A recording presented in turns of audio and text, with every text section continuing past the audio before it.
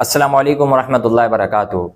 ایک بہت ہی common question لوگ ریز کرتے ہیں، اور وہ یہ ہے کہ اللہ سبحانہ و تعالی ہمیں مصیبتوں میں کیوں پھنساتے ہیں، ہماری زندگی میں مشکلات کیوں آتی ہیں۔ دیر از نو ڈاؤٹ کہ اللہ تعالیٰ اپنی کریشن سے محبت کرتا ہے۔ ایک ماں اپنے بچے سے کیا محبت کر سکتی ہے، اللہ تو کروڑوں ماؤں سے زیادہ اپنی کریشن سے لو کرتا ہے۔ تو جب اللہ ہم سے محبت کرتا ہے تو پھر ہمارے اوپر مصائب، مشکلات، پریشانیاں، ٹینشن، ٹربلز، پرابلمز، چیلنجز یہ کیوں آتے ہیں؟ اس کا جواب یہ ہے کہ اگر مصیبت اللہ کی طرف سے ایسے بندے پر آئی ہے جو بندہ آلریڈی نیکیوں کے ایک سٹیڈی پاتھ پہ چل رہا تھا، یعنی نماز بھی پڑھ رہا تھا، روزہ بھی رکھ رہا تھا، حج بھی ادا کر رہا تھا، بولنے میں بھی اچھا تھا، اخلاق کا مظاہرہ کر رہا تھا، کسی سے فراڈ نہیں کیا، کسی کو دھوکہ نہیں دیا، کسی کی بدتمیزی نہیں کی، کسی کی انسلٹ نہیں کی، اور نظروں کی حفاظت، یعنی ایک نیکیوں والی زندگی گزار رہا تھا، لیکن اس کے باوجود اس کے اوپر مصیبت آ گئی۔ تو یہ مصیبت اس لیے اس پر آئی تاکہ وہ کمپلیسنٹ نہ بنے، تاکہ اس کے اندر اسٹیگنیشن پیدا نہ ہو۔ وہ یہ نہ سمجھے کہ میں جو نیکی کر رہا ہوں شاید میرے لیے اتنی بہت ہے، مجھے اب مزید اوبیڈینس ٹو اللہ کرنے کی ضرورت نہیں ہے۔ اللہ تعالیٰ نیک بندے پر اس لیے مصیبت اتارتے ہیں تاکہ وہ اطاعت الہی میں ایک قدم اور آگے بڑھ جائے، اللہ کے اور زیادہ قریب آ جائے۔ اگر پہلے ایک گیئر پہ چل رہا تھا تو اب دوسرا گیئر لگا دے اپنے آپ کو، اگر پہلے دوسرے پہ چل رہا تھا اب تیسرے گیئر لگا دے، گویا کہ نیکسٹ گیئر لگاتا چلا جائے اور اللہ کے قریب مزید ہوتا چلا جائے، کیونکہ اللہ تعالیٰ کی اطاعت کا کوئی لیول نہیں ہے۔ آپ جتنی اطاعت کرتے چلے جاتے ہیں اب آگے بڑھتے چلے جاتے ہیں۔ سو نیک لوگوں پر اس لیے آتا ہے کہ وہ مزید قرب کے درجات طے کریں۔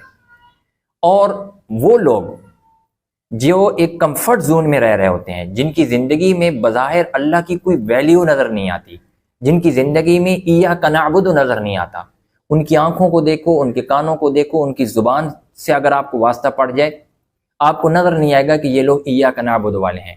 یعنی بظاہر انہوں نے کلمہ پڑھا ہوا ہے، لیکن کلمے کے بعد جو زندگی تھی کلمے والی وہ نہیں گزار رہے ہوتے، وہ اپنی ایک زندگی جی رہے ہوتے ہیں۔ تو اللہ کی طرف سے ایسے لوگوں پر بھی مصیبت آ جاتی ہے۔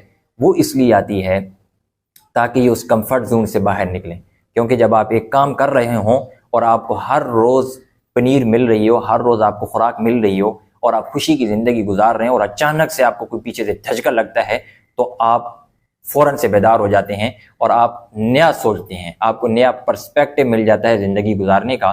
تو جو لوگ برائیوں میں مبتلا ہوتے ہیں اللہ ان کو آزمائش میں ڈالتا ہے تاکہ وہ واپس اللہ کی طرف لوٹیں۔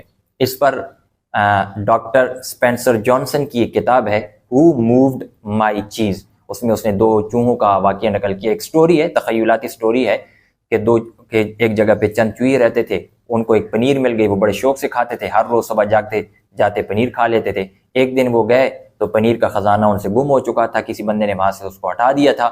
اب وہ بیچارے پریشان ہیں اور رو بھی رہے ہیں، اینگر بھی فیل کر رہے ہیں، اور کنفیوزڈ ہو گئے کہ فیئر محسوس کر رہے ہیں کہ کس نے ہمارے پنیر کو ختم کر دیا۔ تو وہ کہتے ہیں کہ دیکھو آپ کی زندگی میں بھی پنیر ہوتے ہیں، کیا ہے نائس کیریئر ہوگا میرا، آپ کی زندگی کا پنیر کیا ہے کہ آپ جو ہے نا وہ چاہتے ہیں کہ مجھے لونگ ریلیشن شپ ملے، مجھے اسپرچول پیس آف مائنڈ ملے، لیکن بسا اوقات وہ نہیں مل پاتا۔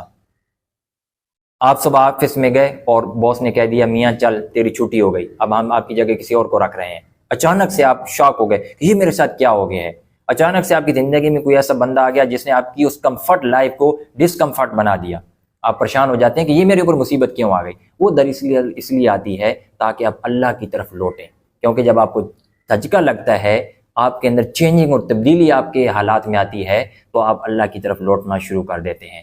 سو اگر میں اس کو سمرائز کروں تو اللہ کی طرف سے آنے والی ہر مصیبت، چاہے وہ چھوٹی ہو چاہے وہ بڑی ہو، وہ اس لیے آتی ہے تاکہ ہم اطاعت الہی میں آگے اپنے آپ کو بڑھائیں اور اپنے آپ کو اللہ کے قریب کریں۔